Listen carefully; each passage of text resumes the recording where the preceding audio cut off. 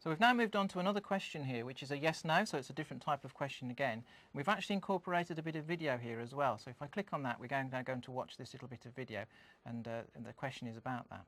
How easy is it, though, to download something like that moving picture? Well, we've actually created this ourselves using a visualizer and recorded it using Windows Movie Maker, but it could be any bit of video that you've taken or downloaded from the internet or taken from a clip art library or anything, and just inserted it. Remember, we're using PowerPoint as the editing tool, so we've got all the functionality that PowerPoint offers us, and so we can insert it straight in and use it in this way. So we've paused it at this point, as you can see, and something is about to happen. We're about to attach wires to this bit of material, and we want to know, is the bulb going to light up at this point? Now, is there something underneath? Because we've had that bar underneath, the student bar, but there seems to be something underneath. Do you always have to keep that bar on? No, if I press key number 5 on the teacher handset, that will be taken away and reveal what's underneath. So it's actually telling us how we've actually made this in this case. And then if I press key number 5 again, it brings that back on again, so we can see who's voted. Now, remember, nobody can vote until I press the green button, because I've enabled that to happen. So you're all waiting, I'm sure, with bated breath to answer my question. So once I press green, now you can answer yes or no. So it's green or red button on the handset. Will the bulb light up at this point? There we go. So I can see who's answered again. I can see there's just one handset that we're waiting for, handset number 7. To give me a response, either a yes or a no. There we go. There we go. Everybody's responded. And what I can now do then, of course, is press the red button. That stops the responses. And then I've got the choice again of where I go next. Do I want to look at those graphs again?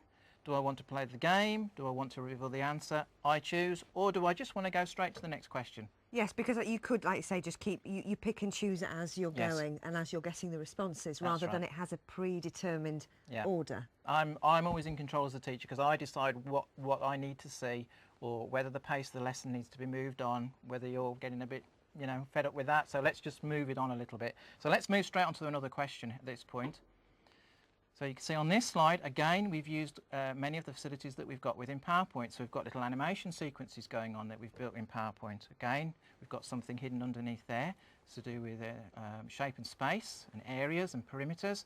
And what is the distance from the baseline to the net? So you've got a little bit of working out to do. You've got to look at the information that you're presented on the screen. You've got 3 choices. Very hard. And then when I'm ready, I'll press the green button. And so is the answer 24 metres, 12 metres or 11 metres? Is it answer A, B or C? So you make a choice there. I'm not sure. You can actually program the handset so that you do get instant feedback. Right. So you would know straight away. But you can also configure them so that you couldn't change your mind. Okay. So you'd know you'd got it wrong, but you couldn't do anything about it.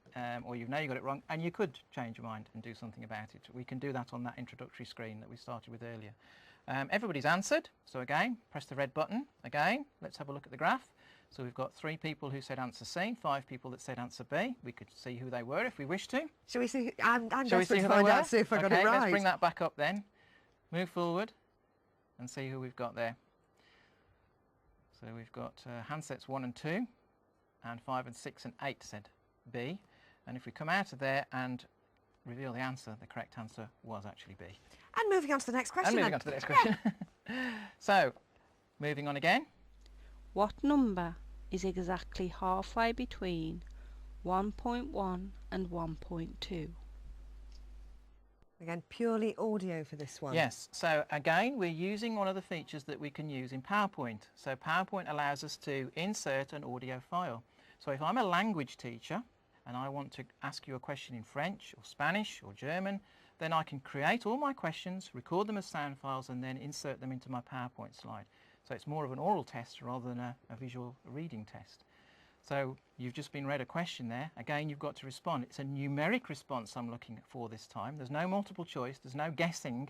You've actually got to give me the right answer. You've got to work it out. So again, when I press the green button on the teacher handset, you can now say what you think the answer is. And obviously all the students can see that it's active by the red square. That's right, yes. And because this is involving decimal points, remember you've got a decimal point on your handset in the bottom left-hand corner. If it was a fraction I was asking for, you'd use the symbol in the bottom right-hand corner. And if it was a negative number, you'd use the symbol underneath the on button. Do I need to press send when I've put that number in? Do I press send? Yes. Or? Yes, Right. you do. In some cases you don't. Like if it's yes or no or true or false, there's obviously only one answer. But in this case, it waits until you've put all your input in, because it doesn't know how many presses you're going to make. And when you're happy that you've put the right answer in, then you press send to send that answer in. So everybody has now responded. So I'll press the red button to stop responses. And this time, let's go straight to the game, shall we? And see who's in the lead. Funnily enough, it wasn't me. I can imagine something like that, especially if you're trying to involve younger pupils, younger students, that form of animation. Yeah. It's quite entertaining, it's fun. It is fun, yeah, it's very engaging and motivating for them. And we can see at the moment, because we're going around the world on this particular game, we've got handsets 1 and 2 who have now arrived at the pyramids. Okay. So they're actually in the lead at the moment. So. I'm still at the Eiffel Tower, but Right. I'm sure I'll get a bit further. And we'll move on to the next question. Now the next question is a sequencing question. So again, we've got all these varieties of different questions that we can ask. So we've got a sequence here, we've got to put things in the right order. So I've numbered the 1, 2, 3, 4, but that's not the order that they should be in. So again, we've got to look at that, we've got to work out what the sequence is going to be, and we're going to put those numbers into the right order. And again, a bit of PowerPoint fun with the animation, the graphic, the moving graphic, keeping it visual. That's right. So we've got lots of things going on. I can, you know, however clever I think I am at using PowerPoint, I can build all that in to the PowerPoint animation if I wish to. So press the green button. Everybody can now respond. So we've got to put 2, 1, 3, 4, 3, 4, 2, 1, whatever order you think that set of instructions needs to be. So in a school, for instance, if I was doing instructional writing and I've got a set of instructions, then I can ask my class, what order do these instructions need to be answered in? So And again, it's a send. And it's a send because I'm making a numeric response. So everybody's sent them. I can see everybody's responded. Press the red button to stop. And we'll have a quick look at the graph again this time. Whoa, we've got a range of responses here, as you can see, ranging from 1, 2, 3, so somebody didn't miss one out. 1, 2, 3, 4, 2, 3, 4. Oh, we've got a whole range. So as a teacher at this point, you see alarm bells are ringing for me now. I'm saying, gosh, you know, we're totally confused here. What's everybody doing? Obviously, I need to go back and have another look at this and talk about this again because, you know, people just haven't got the idea of this at all. It's such an immediate response. You're not having to wait for coursework or homework to be handed in. It's something you can actually be, I suppose, building your class as you're doing it, which is quite a novel way of looking at it. Yes, yeah, indeed.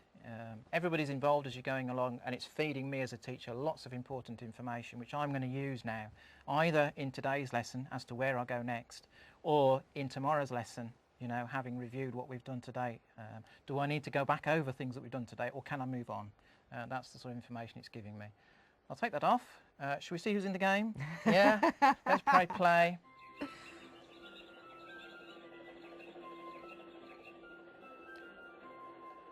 So I think we've arrived at the Taj Mahal by the look of it, and handset 1 has shot into the lead. Shot into the lead. There we go. I'm still at the Eiffel Tower. I like Paris. Well, they say it's nice at this time of year. And I'm ready to move on again. Again, a different type of question. This time it's a multi-mark, so there is more than one right answer. So again, I'm giving you 4 options. But I'm asking you which 2 are correct. Which 2 of the following are optical devices? So you've got to look at those and say, well, I think these 2 are, and then you're going to put 2 numbers into the handset for me again. So when I press green, everybody understands the question. Right, now you can respond. So put your 2 numbers in, press send because it's a numeric response I'm asking from you. And I can see I'm just waiting for handset 3 to respond now. There we go, everybody's responded. So again, I can press my red button. Let's have a quick look at the graph. Oh, one person said 1, 2, everybody else said 2, 3. Shall we name and shame? No. No. Okay, we won't go there. We can have a look at the correct answer, which was 2 and 3. Those are the 2 answers that were the correct. I'm glad I was never in a class of yours, actually, because I really would have been probably right at the back of the class. We'll have a look who's in the lead. The handset was handset 1.